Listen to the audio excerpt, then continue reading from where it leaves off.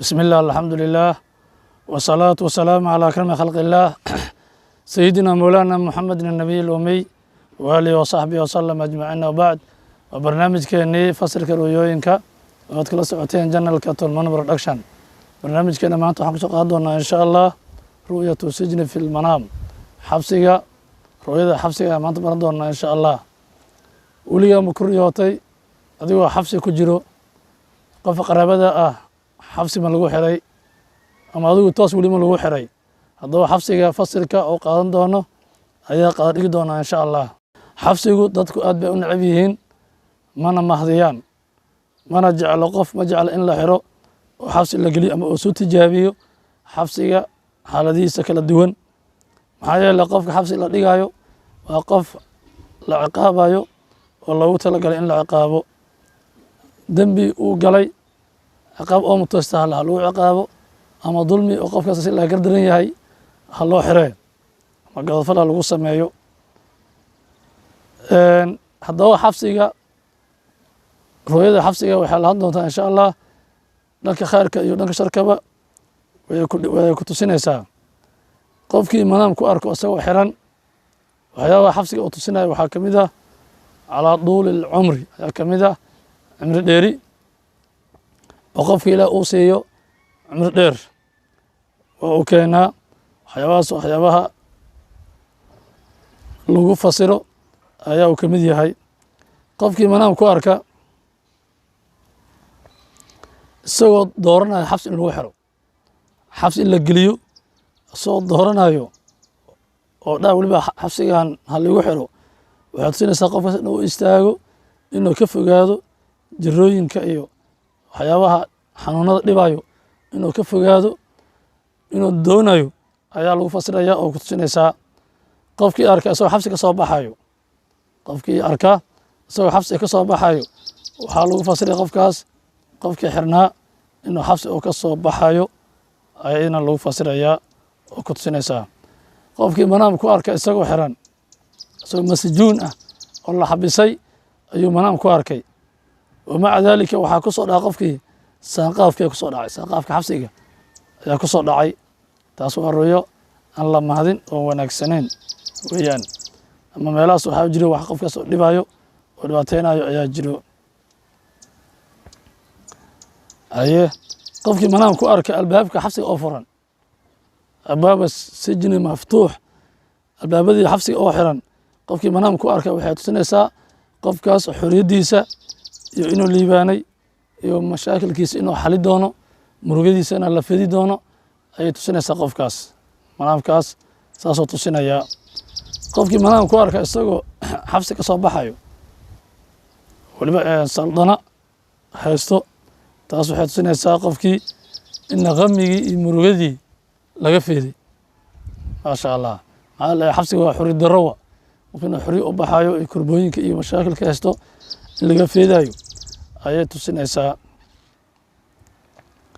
laga baxo meel ciriiri ah in laga baxo oo makaan waasaca loo baxo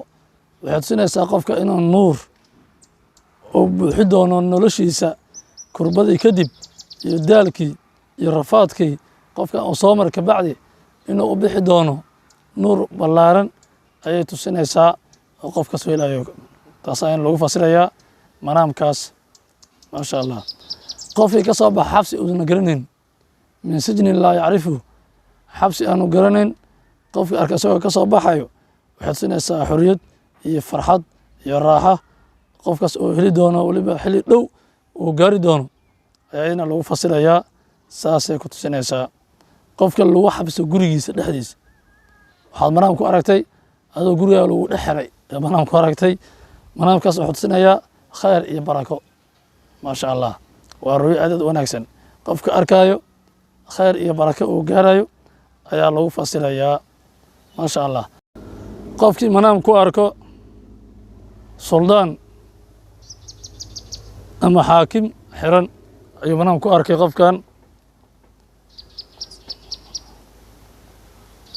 xabsiga suldaan iyo xaakim ayuu manaam ku arkay waxaa lagu fasiraya daliil u tahay qofkii manaamkaas arkay hami asiibayo waa murugo ay laga wada iyo musiibo ku dhici doonto qofkaas waliba madaxiisa ku dhici doonto ayaa lagu fasirayaa manaamkaas. qofkii arkaa xabsi majhuul ah manaam ku arko waxay tusinaysaa qofkaas adduunyo iyo macmacaankeedu inuu jecel yahay qofkaas. marka isku day inaad aakhira dalabtid marka maasha Allah isku day taas waxay tusinaysaa jacaylka adduunyada aad u qabtid. fasirka ru'yada xabsiga manaamka lagu fasirayo waxay tusinaysaa qofkii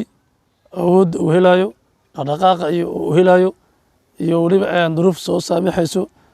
soo uga baxo in adag tahay in waa lagu fasiraya. fasalka way qaadanaysaa qofkii arkaa aragtida xabsiga ibnu siriin wuxuu ku leeyahay waxay tusi kartaa ama ahaan kartaa in qofkan safar oo soo galay ama lagu samey karo fursad ama shaqo uu qof u haystay in loo dii doono in waa lagu fasiri karaa. aw idhab ila qabrina in qofka qabri tago in fasalkaas way qaadan kartaa. aragtida xabsiga waxay kale noqon kartaa ku leeyahay in qofkii uu arkay naar jahannam uu arkay oo la dhigay dad dunuub fara badan galay aan ka toobad keenin ina waa dadkaasna way ku tusinaysaa ilaa xataa jahannam waa xabsi ay la mid tahay waa god ilaa kama galnay. qofkii manaam ku arkay xabsiga soo xiran waxyaabo fara badan noqon kartaa. waxaan ku sheegnay duul cumra ku sheegnay cumr dheeri waa kaga hadalnay. qofka uu jiri ku dheeraado ina way noqon kartaa. والقعود عن عملنا شغال قفك كفريستو إنه وين نقطع intaas waxyaabood waa lagu fasirayaa. qofkii manaam ku arkaa ama haddaa aduu aratid aduu xabsi dhisaysid aduu xabsi lagu dhisaysid haddaa manaam ku aratid waxay tusinaysaa qofka inuu jecel yahay xaqiiqada inuu jecel yahay iyo inuu ka fogaado dunuubta iyo shahwaadka iyo inuu ka takhaluso nafta ahwaadeeda waxay nafta jeceshahay hawadeeda iyo ayay tusinaysaa iyo inay ilaahay u dhawaatid inaad rabtid ayay tusinaysaa. ما شاء الله maxaa yeelay waxaa lagu fasiri karaa macnaha inaad rabtid nafta inaad xabsi gelisid way noqon kartaa saas. marka waxyaabo dhan ayaa jeceshahay waa aad u wanaagsan tahay. qofka arka isagoo xabsi gelayo weliba iraadadiisa ku gelayo lama soo xirin isaga isxiraayo oo xabsi isaga isgelinayo taas waxay tusinaysaa qofka inuu jecel yahay inuu xaaraamta ka fogaado inuu jecel yahay ayay tusinaysaa oo inuu u eesho iska ilaalinta gafafka iyo dunuubta iyo in lagu dhaco adduunyada wasakheeda iyo inuu qofka iska ilaalinayo ayaa ay tusinaysaa. qofka arka laakiin dhibtoon oo dhib ku jiro ee arka xabsi gelitaankiisa wuxuu tusinayaa xawaashiisa oo ciriri oo ku jiro inay tusinaysaa. ما شاء الله ibnu siriin wuxuu ku leeyahay qofkii manaam ku arka isagoo xabsi galayo manaam ku arka weliba dad oo asxaabtiisa kamid ah koox oo saaxiibadii ah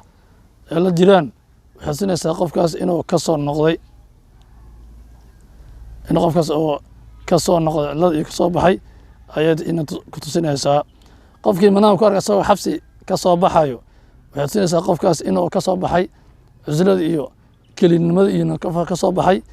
ayayna ku tusinaysaa. ما شاء الله gelitaanka xabsiga oo qofka manaam uu ku arko weliba dad oo qoyskiisa iyo saaxiibadii kamid ah la galayo waxaa lagu fasirayaa ru'yadaas waxay noqonaysaa ama adkeynaysaaba in qofkan safar uu ka soo laabanayo eelkiisa iyo axbaabtiisana oo u soo laabanayo kadib waqti dheer oo qofkaas halkaas uu ku maqnaa asxaabtiisana uu ka fogaa ayaa lagu fasirayaa xabsigaas. xabsi aan la soo gelinaa ma aha. qofkii arkaa manaam ku arkaa isagoo aragtida xabsiga oo qof soo doonayo weliba xabsi inuu galo soo kusoo sheegnaba asaas gelinayo maanta oo xabsiga galayo waxay shaaraysaa qofkaas inuu faaxishada iyo kul iyo inuu ka fogaanayo ayay ku tusinaysaa. ما شاء الله haddii qofku arko isagoo xabsi ka soo baxayo isaga oo xabsi ka soo baxayo qofka hadduu arko xabsigana majhuul uu yahay xabsi aan la garanayn uu yahay waxay tusinaysaa qofkaas inuu ka soo baxay waxyaaba uusan jecleen inuu ka soo baxay oo waxay u jeceliya u baxay ayayna tusinaysaa. qofka hadduu qof jiran xabsina arko ka soo baxayo taas waxay tusinaysaa caafimaad qofkaas caafimaad uu helay xaaladiisana ay wanaagsanaatay kurbooyinka iyo ciriirigana qofkaas uu ka badbaadayo ayay tusinaysaa. ما شاء الله marka aragtida xabsiga waa mowduuc aad aad u ballaaran halkaas ayaan ku soo ileynaynaa insha allah asxaabta mowduucaas haddaad ka hesheen like saara saasa ka ogaa karnaa insha allah channelkana subscribe dhaha intaan kulmi doonno ciwaan noocan oo kala waxaan kaga tegaynaa sidaas nabadgelyo wasalaamu calaykum waraxmatullahi tacaala wabarakaatu